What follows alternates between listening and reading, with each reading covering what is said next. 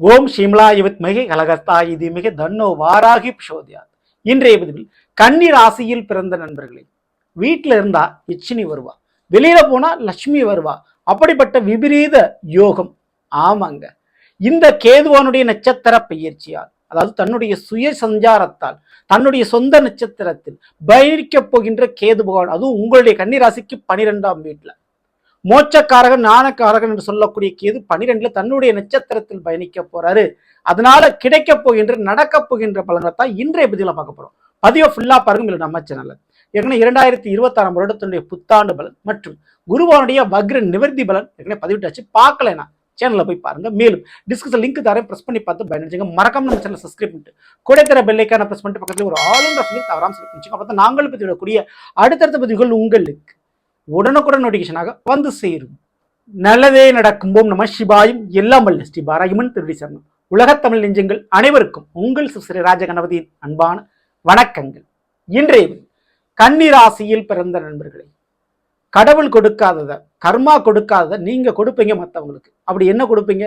அன்பையும் பாசத்தையும் அளவில்லாமல் கொடுக்கக்கூடியவர்கள் நீங்க.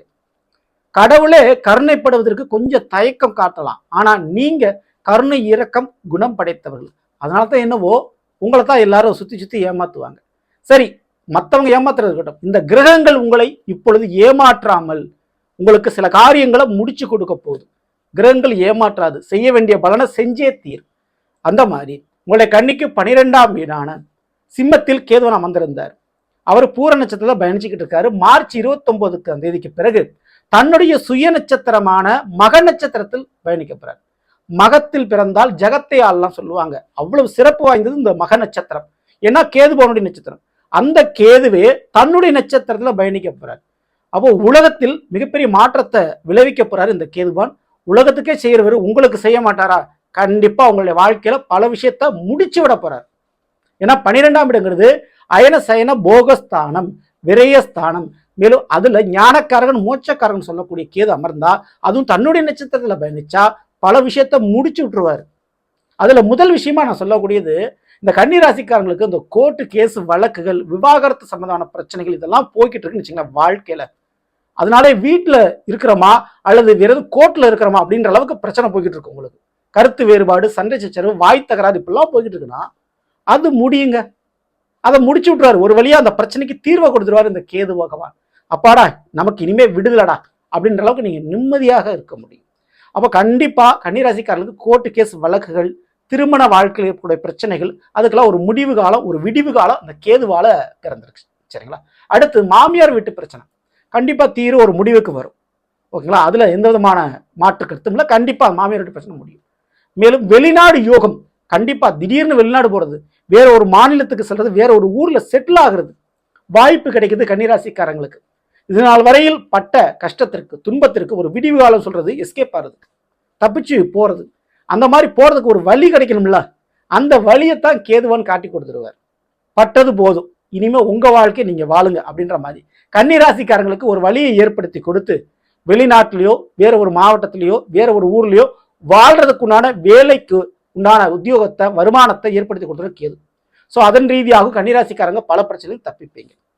அடுத்து மிக முக்கியமா திடீர் பிரயாணங்கள், பயணங்கள் கிடைக்கும். ஸோ அந்த பயணத்துல என்ன நடக்கும் அப்படின்னா, வருமானம் இருக்கும், லாபம் இருக்கும், வெளியிலிருந்து லட்சுமி வரும். வெளியில பழகக்கூடிய நண்பர்கள், புதிதாக அறிமுகமாகக்கூடியவர்கள், வேற மொழி பேசக்கூடியவர்கள், வேறு மதத்தவர்கள், வேறு இனத்தவர்கள் சொல்லலாம். அவங்களால சில பெனிஃபிட், சில ஆதாயம் உங்களுக்கு கிடைக்க போகுது. சரிங்களா? அவங்களால ஒரு நல்ல ஒரு அதிர்ஷ்டம் உங்களுக்கு கிடைக்க போகுது. இன்னும் அவங்களால ஒரு வேலை தொழில் விஷயத்துல ஒரு லாபம் உங்களுக்கு கிடைக்க போகுது. அதெல்லாம் கிடைக்கிறதுக்கு யோகமான ஒரு நேர காலகட்டம் இந்த கேதுவால. மேலும் வீட்டில் இருக்கக்கூடிய இந்த ஏவல், பில்லி, சூனியம், செய்வினை, வசியம் சம்பந்தமான கோளாறு பிரச்சனை, இந்த மாந்திரிக, தாந்திரிகம், இப்படி ஏதோ ஒரு அமானுஷ விஷயம் பாதிக்கப்பட்டு இருக்கு அப்படின்னா அது இப்போ அடியோட குறையும் மறையும். ஓகேங்களா? மேலும் இறந்த முன்னோர்கள் அவங்களுடைய காரியங்கள் ஏதாவது செய்ய வேண்டிய திதி, தர்ப்பணம், சிராத்தம் போன்ற விஷயங்கள் செய்யல, அதுல ஏதோ தோஷமோ ஒரு பாவமோ இருக்குன்னு சொல்றாங்க. அதனால வீட்டுல அடுத்தடுத்து பிரச்சனை வந்துகிட்டு இருக்கு அப்படின்றவங்களுக்கு அந்த பிரச்சனை குறையுங்க. இப்ப நீங்க செய்யக்கூடிய சிவ வழிபாடுகளால் சிவாலயங்களுக்கு சென்று பிரதோஷ வழிபாடு செய்யுங்க.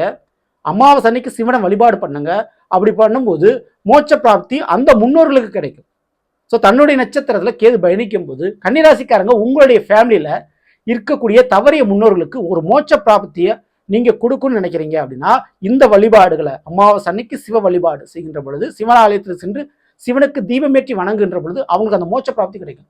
அதனால உங்களுக்கு என்ன ஒரு நல்லது நடக்கும் அப்படின்னா உங்க ஜாதக ரீதியா இருக்கக்கூடிய சர்ப்பதோஷம், பித்ரு தோஷம், திருமண தடை, ஒரு குழந்தை பாக்கிய சம்பந்த பிரச்சனைகள், சொந்த வீட்டு பூர்வீக சொத்து பிரச்சனைகள் இவையெல்லாம் தீரும், சரியாகும். சரிங்களா? இதுக்குண்டான வழி இதுதான்.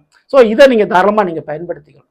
மிக முக்கியமா இந்த மருத்துவத்துறையில இருக்கக்கூடியவங்க, மெடிக்கல் ஃபீல்ட்ல இருக்கக்கூடியவங்க, அரசாங்கத்துறையில அது குறிப்பிட்டு காவல் இராணுவத்தில் இருக்கக்கூடியவங்க, இதற்கு அடுத்தபடியா மிக முக்கியமான முறையில இந்த போஸ்ட் ஆபீஸ் அல்லது மத்திய அரசாங்க பணி, உணவு பாதுகாப்பு துறையில இருக்கக்கூடியவங்க, மேலும் நீதித்துறையில வக்கீலாக நீதித்துறையில இருக்கக்கூடியவங்க, இவங்களுக்கு எல்லாமே சூப்பரா உங்களுடைய பிரச்சனைகளை முடிச்சு கொடுத்து பெர்மனண்டான ஒரு போஸ்ட் உங்களுக்கு கொடுத்து நீங்க ஆசைப்பட்ட நீங்க நினைச்ச ஒரு ஊர்ல உங்களுக்கு ஒரு வேலை கண்டிப்பா இந்த ஒரு ஃபீல்ட்லயே உங்களுக்கு கிடைக்க போகுது. டிரான்ஸ்ஃபர் சொல்லலாம், எதிர்பார்க்கறதுல கண்டிப்பா உங்களுக்கு ஃபீல்ட் அவுட் கிடைக்க போகுது. ஸோ அதுக்கு யோகமான காலகட்டம் இருக்கு. கன்னிராசியில பிறந்த மாணவர்களுக்கு வெளியில போய் படிக்கக்கூடிய யோகம் இருக்குது, வெளிநாடு சென்று படிக்கக்கூடிய பாக்கியம் கிடைக்குது.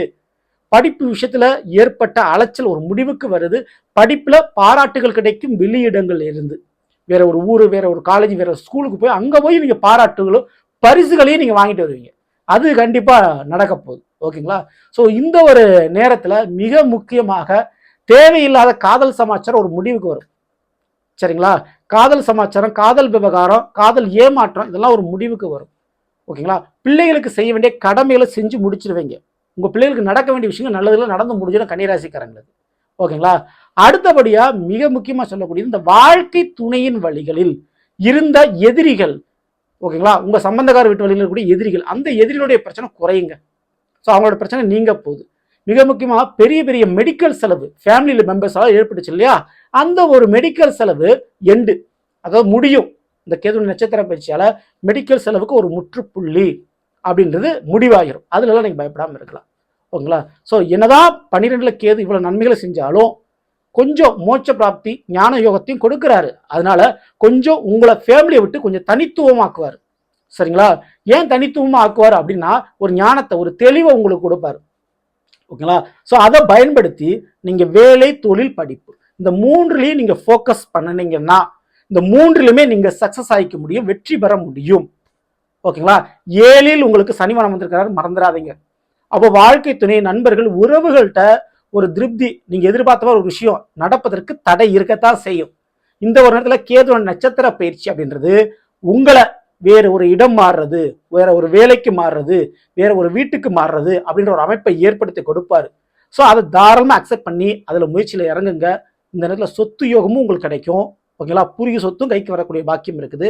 இப்படி வருமானத்தை நோக்கி, வேலை தொழிலை நோக்கி, படிப்பை நோக்கி நீங்க பயணிச்சீங்கன்னா உங்க வாழ்க்கையில் இருக்கக்கூடிய பிரச்சனைகள் கொஞ்சம் உங்களுக்கு பெரிய ஒரு விடுதலை, ஒரு ரிலீஃபை கொடுக்கும்.